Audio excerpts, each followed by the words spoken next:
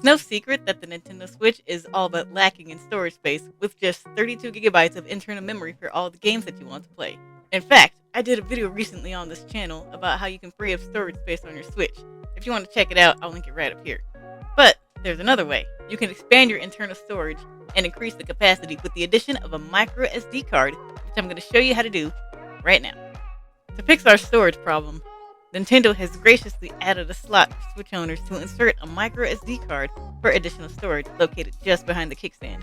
For Switch Lite owners, this compartment is on the underside of the device. To add a microSD card, raise up your kickstand to reveal a small slot at the bottom. Insert the card and press in until it clicks.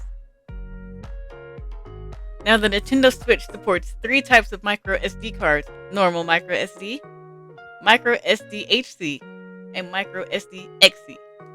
You may need to perform a system update to use that high-level card, but you'll have the potential to hold a maximum of 2 terabytes worth of data. It may not be very practical or cost-effective to go that high, but for the best bang for your buck, I'd recommend starting around 128 megabytes, which, depending on the brand, go anywhere from between $15 on the low end to $25 on the high end. I'll put some links in the description if you want to check them out later.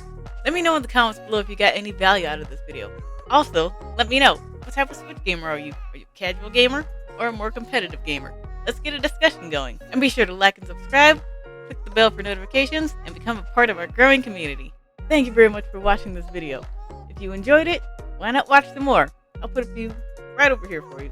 And until then, see you in the next video.